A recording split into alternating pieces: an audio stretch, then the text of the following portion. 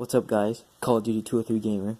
I'm just here with another YouTube video. I know I haven't posted in a while, but this one's for a school project, so sit back and relax as I tell you the tale of the Dyaltov Pass incident. Now, this is me and Isaiah's project, me being Vedant, and there were 9 people involved. So that was Igor Dyaltov, Yuri Doroshenko, Ludmila Dubinina, Yuri Krivonishenko, Alexander Kolevotov, Zinaida Kolmogorova, Rustem Slobodin, Nikolai Thibiu-Brignole, and Semyon Zolotaryev. All the pictures are in order from left to right, top to bottom. Now, there were 9 graduate students from the Ural Polytechnical Institute in Russia, and they were experienced hikers. On their trail, they were hiking to Mount Otorutin, and after they failed to reach a village checkpoint on February 12, 1959, a search party was sent to investigate about this mystery. Now, their bodies were found very spread apart, and their tent was cut open from the inside. Very confusing.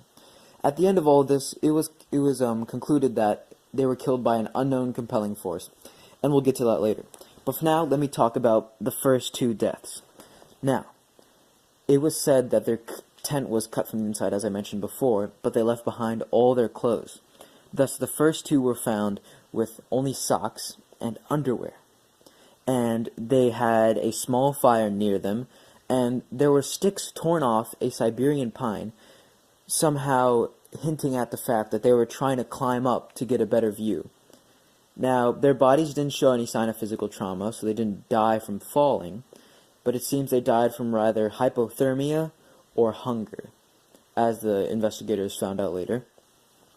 Then the other 3, Dyaltov, Kolmogorova, and Slobodin, were found at different distances, 300, 480 meters, and 630 meters away from the tree that Krivonishenko and Doroshenko were on.